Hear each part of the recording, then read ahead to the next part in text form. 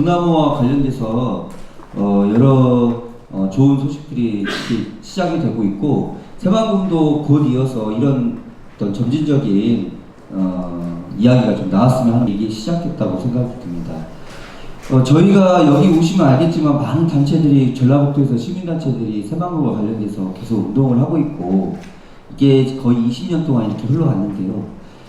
지금의 상태에서 지금 새만금이 계획이 흘러가는 것을 두고 볼 수 없다라고 하는 것들이 다시 한번 공론화를 시켜보자라는 의미에서 큰 흐름에 대한 것들을 우리가 만들어보자라고 하는 의미고, 어떻게 보면 오늘 이 자리가 그런 것들을 좀 더 추락해보고 의견을 모아보자라고 하는 자리이기 때문에 그런 의미에서 좀 들어보고, 저희들이 여기에서 제가 자주 나올 상시해수유통이라는 단어를 계속 하고 있을 텐데요. 그 말이 왜 상시해수유통이어야 되는지도 의미도 한번 상기시켜 보시면 되겠습니다. 새만금 기본계획에 대해서, 이 기본계획 변경의 역사 문제점에 대해 좀 말씀드리자면, 여기 보시다시피 지도에서도 그 인공위성으로 보시면 여기와 관련돼서 이 수변도시가 지금 하나도 만들어지지 않았습니다. 그리고 이런 부분, 환경생태용지나 이런 부분들요. 지금 이렇게 새만금은 이미 다 끝난 것처럼 돼 있지만, 사실은 새만금은 워낙 크기 때문에 지금까지도 많은 공간이 자연 상태로 거의 남아 있습니다. 그래서 우리가 지금 운동해야 될 것도, 그동안 매립된 면적도 많이 있지만 살려야 된다는 면적도 아주 무궁무진하고요. 그런 의미에서 좀 늦지 않았다고 생각을 하는 바입니다. 기본계획의 변경에 우리가 어떤 목소리를 높여야 되는 것도, 여기 보시면 알겠다시피 지금 용지 매립 현황을 보면 약 35%이고요. 진행되는 것도 13%입니다. 다 합쳐보면은 약 50% 정도밖에 안 됩니다. 이 말은 무슨 얘기냐면, 매립 면적이에요. 새만금 호가 있는 호 면적이 아닙니다. 그렇다고 하면 새만금 호까지 합치면 우리는 용지 매립 면적이 50%가 안 됐지만은, 우리가 새만금 호를 살리게 되면은 100%, 150%를 살릴 수 있다라고 하는 사실 논리도 가지고 있는 겁니다.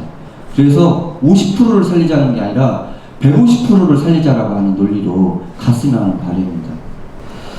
기본계획 변경의 역사 문제점에서 보시면 이미 90년대 초부터 지금까지 왔는데 하나도 달라진 게 없습니다.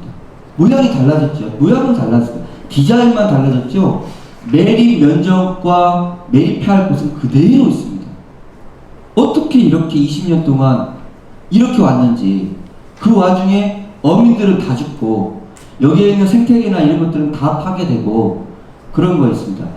제가 2년 전에 환경부 공무원을 만났는데, 환경부 공무원이 무슨 얘기를 하냐면, 새만금이 이미 법적 논리로 다 끝나지 않았냐, 이 얘기를 하더라고요. 새만금 담당 공무원인데도 그런 얘기를 합니다. 이미 2006년도에 새만금 대법원 판결은 뭐라고 났냐면, 새만금 판결로 인해서, 새만금 개발로 인해서 환경이 많이 훼손되더라도 식량 자원을 확보한다라는 공익적 가치가 크기 때문에 법원의 판결을 그렇게 내린 겁니다. 그런데 어떻습니까? 2007년도에 농업용지 완전히 바꿨잖아요. 그럼 뭐예요? 이미 2007년도에 법적 효력은 다 상실된 겁니다. 지금 법적 효력은 아무것도 남아있는 거 아니에요. 기본이 틀려졌기 때문에 법적 효력은 대상이 안 됩니다. 그런데도 불구하고 허다못해 1, 2년 전까지도 정치인 만나거나 공무원 만나면 이미 법적 효력으로 다 끝난 거 아니냐고. 법적 효력은 이미 15년 전에 다 끝나버렸던 겁니다. 이것들도 저희들도 좀 알고 갔으면 싶고, 우리가 당당히 법적 싸움도 해야 되는 부분도 바로 이런 부분에 더 있고요. 오늘 얘기하는 건 법적 싸움이 아니더라도 왜 우리가 새만금 사업에서 우리 시민들의 이야기를 해야 되는지를 분명하게 얘기하는 것이라고 말씀드리고 싶습니다. 다음 장면. 기본계획 변경의 역사 문제점에서 이거 보시면 기본적으로 2006년도에 새만금 방조제가 완공이 되죠. 그 이후에 2010년도까지 어떤 일이 있었냐면, 우리가 지금 말하고자 하는 게 이루어집니다. 바로 상시해수유통이 진행이 돼요. 물론 개발 과정입니다만, 새만금 방조제가 제일 끝자락에 있다면 그 안쪽에 있는 게 방수제인데요. 방수제 공사를 하기 시작하면서 혼의 수위를 마이너스 1.5m로 낮추기 시작하기 전까지 5년 동안은 새만금의 수문만을 다 열어놓고 상시해수통을 진행했는데, 그때 당시에 어민들 다 하실 겁니다. 어로활동 다 했고요. 물론 종은 틀려집니다. 어로활동 다 했고 빈산소수계 없었습니다. 그리고 수많은 생물체들이 많았고요. 허다못해 240마리의 그 공식적인 숫자입니다. 그러니까 비공식적으로 더 많이 있었죠. 약 300마리의 상갱이가 새만금 내에 살고 있었습니다. 그런데 2010년도 어느 겨울날 완전히 전체 다 폐사를 했죠. 이 이야기는 뭐냐면, 이미 우리가 5년 동안 수문만을 열어오고도 새만금을 살릴 수 있고, 새만금의 상시 해수유통을 통해서 어민과 개발과 그리고 환경이라는 것들을 논의할 수 있는 구조 테이블로 만들 수 있다는 겁니다. 2010년부터 2020년도까지 밤에는 이제 안 열다가 밤에도 열었는데요. 여전히 저희가 바다에 가서 보면 이 성층화로 인한 빈산소수계가 여전히 존재하고 있고, 그 밑바닥은 전체 다 생물이 다 폐사해버리는 형상들을 꾸준히 볼 수 있습니다.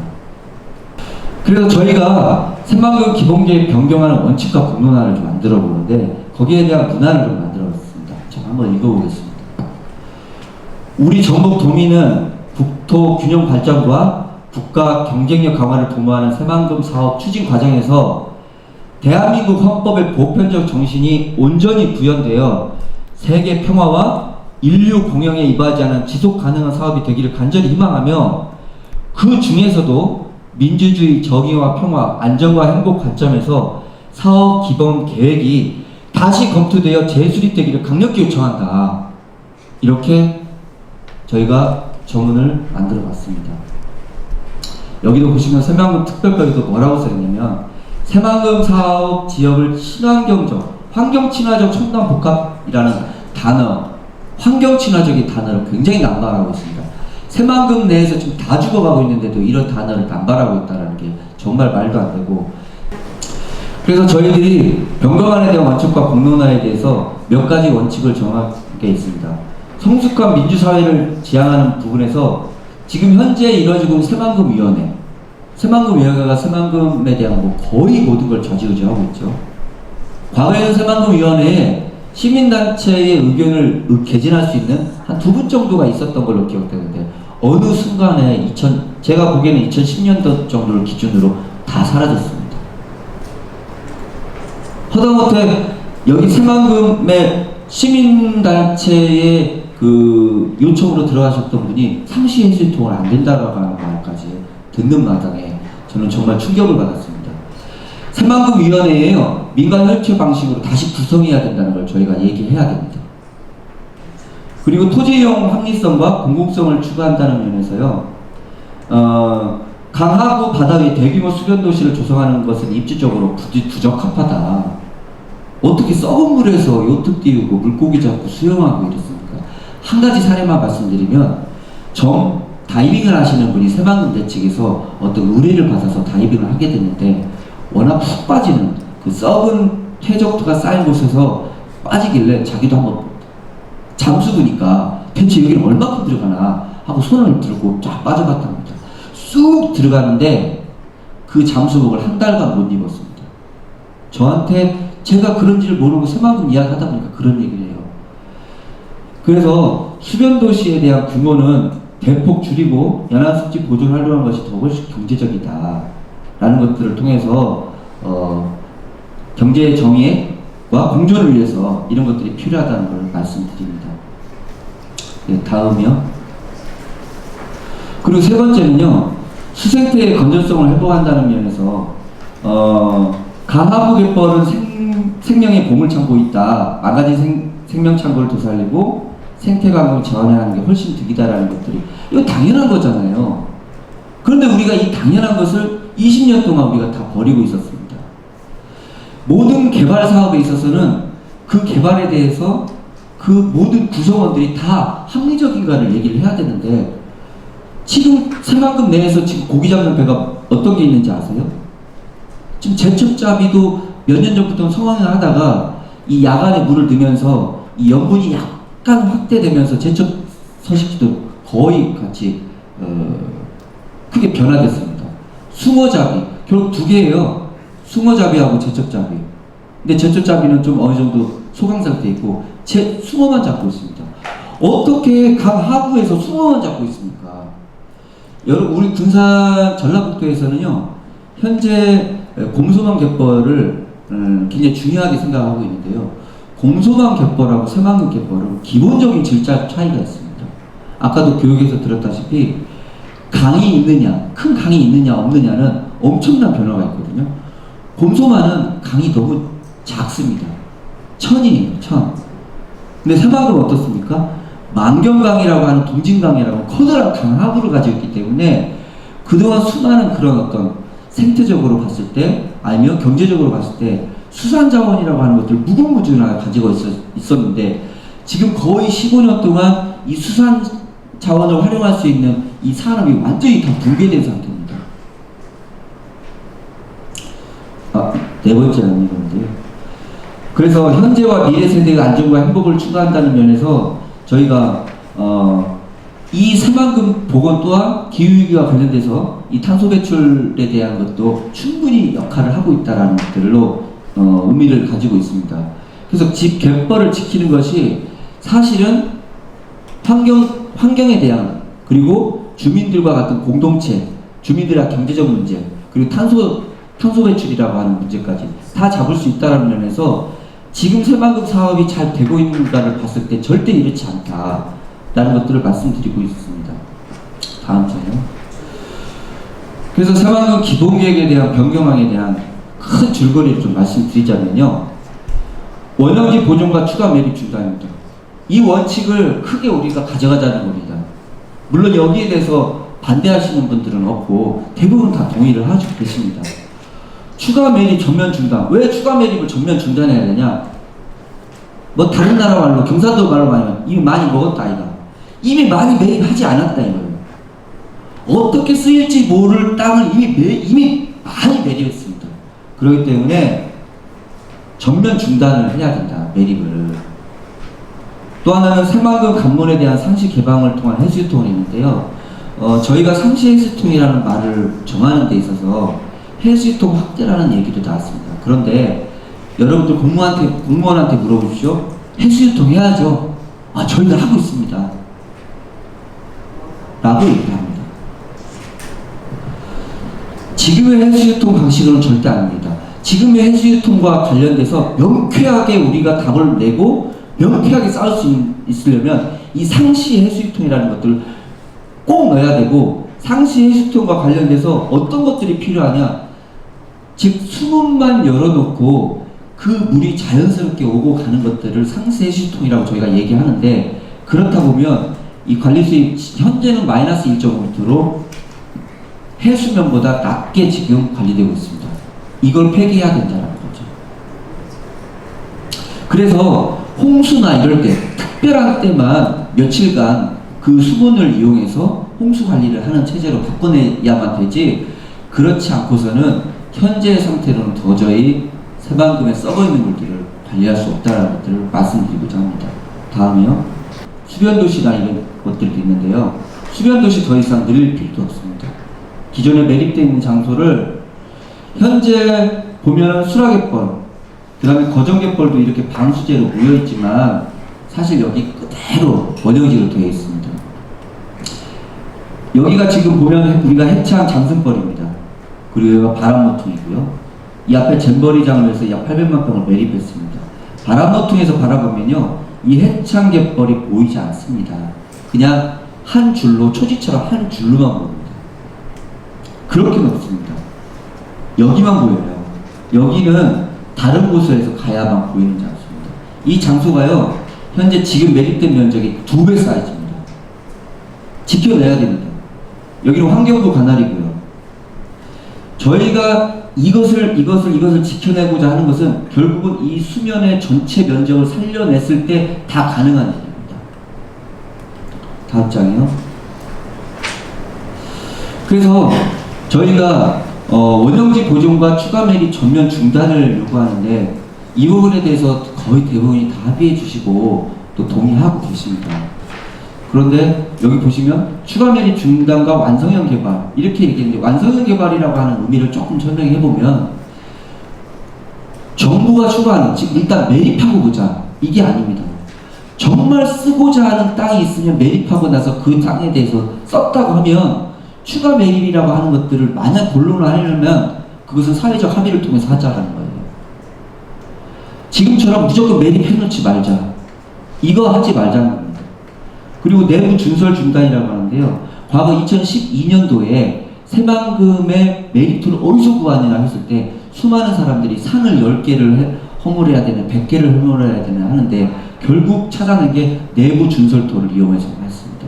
그렇기 때문에 매립된 곳 외에 현재 보이지 않는 수면 아래가 다 썩어 있습니다. 생태계에서 가장 중요한 것은요, 낮은 수심에 있는 연안습지입니다. 수심이 깊은 곳은 깊은 대로 있지만 수심이 1m, 2m 되는 곳이 가장 중요한데요. 그런 데를 준설하면서 5m, 6m, 7m로 다 낮춰놨습니다.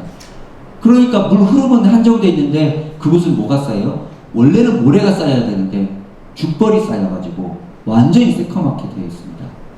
그래서 매립 중단은 결국은 준설 중단과 명맥을 같이 하고 있다라는 것이고요. 지금 만경강과 동진강 두 수역의 원활한 순환을 위한 방안 마련, 이것은 앞전 한 번만 더 드릴까요? 지금 현재 보시면 이 동진수역과 만경수역을 잇는 게 여기밖에 없습니다. 이 다리 하나, 둘, 세 개밖에 없어요. 그러면 하재나 시포포구에서 거전 개화도나 이 개화포구나 가려면 삥 돌아가야 합니다.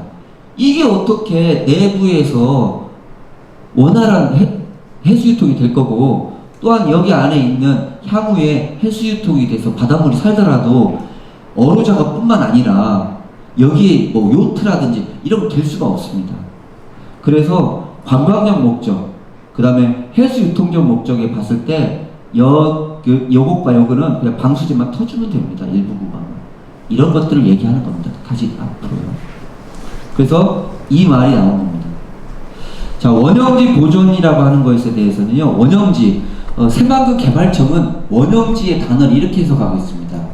매립해서 놓아서 건들지 않는 걸 원형지라고 하는데요. 저희가 말하는 원형지는 자연 그대로 모습을 원형지라고 얘기합니다. 그 부분에 대해서는 오해 없으시기 바라시고요. 그래서 해창과 거정과 수락의벌에 대해서 원형지 보존 운동을 해서 그대로 지켜낼 수 있도록 하자. 또한 여기서 보시면 이 해창갯벌이 있는데요. 네, 해창갯벌은 현재 거의 원형지 상태로 남아있고요. 황새라든지 저어새들이, 그리고 경관적 가치가 너무 뛰어납니다. 그런데 환경부가 지금 생태용지 1차로 만들어둔 곳이 있었죠. 혹시 가보신 분이 계시겠지만 저는 그거 딱 가보자마자 뭘 느꼈냐면 그냥 골프장 왔다는 느낌이 들어요. 절대 그렇게 하면 안 되고 그냥 바무자 세트 하나 제대로 만들어서 그 뒤편으로는 완전 자연보호구역으로 만들어놔야 됩니다. 근데 할 수 있습니다. 왜? 그게 환경부 관할구역이기 때문에 그것을 저희들이 요구해야 됩니다. 수산업 활성화를 위한 계획 수립을 가지고 있습니다. 지금 현재로는요, 조개도 없고 다른 물고기도 없습니다. 해수유통, 상시 해수유통에서 바다를 살려놓은 상태에서 개발 계획에 대한 우리가 완력 싸움을 할 수 있어도 죽여놓은 상태에서 싸움을 할 수 없다. 그래서 수산업 활성화와 상시 해수유통은 맥을 같이 하고 있는 겁니다. 다음은, 자, 지금 한 2, 3분밖에 안 남아서요. 자, 그래서 구체적 방안으로 말씀드리면 우리가 현재 새만금 수질 목표가 뭐 도시용지 구간이라든지 이렇게 해서 정부가 수질 목표를 달성했다고 할 수 있습니다. 그런데 저희 현장에 가보면요, 이것은 수질 문제는 생태적 관점으로 다가서야 한다는 게 맞습니다. COD 몇 %에서 3등급, 4등급이니까 내년에 더 하면 3등급도 되고 4등급, 이런 논리가 아니라 실제 새만금 호수에 생물이 살고 있느냐라는 것이 있다는 거죠. 없습니다. 7기가 살아야 알라꼬리 마도요가 오고 마도요가 날아오는데 7기 군락에 큰 군락 형태가 없습니다. 번식의 군락 형태가. 갯지렁이도 그렇습니다. 이런 기본적인 생물상의 군락 형태가 완전히 복원됐을 때 살아나는 겁니다. 그래서 상시 해수투용 현행을 마이너스 1점 수위관리에서 봤을 때 2010년도에 비해서 7분의 1밖에 물이 들어오지 않습니다. 이건 아무리 정부가요 수단과 방법을 가려서 지금 현재로서의 수질 관리하려 해도 절대 살 수 없습니다. 마지막으로 저충수 순환을 위한 방안 마련이 필요한데요. 이 부분에 대해서는 현재 우리가 할 수 있는 방법이 뭡니까? 돈 안 들이고 할 수 있는 수문 열어보자는 거예요. 수문 열면은 하루 만에 수문 엽니다. 그런데 그러면 어떻게 할까? 그것도 이미 아까 말씀드렸죠. 2005년도부터 2010년도까지 상시 열어놔서 2005년 동안 다 해봤습니다. 그때 어민들 다 잡았어요. 하다못해 새조기가 엄청 터지고 꽃게가 터지고 해가지고 어로활동 할 수 있었습니다. 그래서 임원을 해본 과정을 가지고 이 저충수 문제에 대한 것들을 방안을 마련하고 그 수문을 열었음에도 불구하고 그 문제가 해결이 안 됐을 때는 여러 방안이 있으니까 그 부분에 대해서 얘기를 해보자라는 것이 저희들의 이야기의 목적입니다.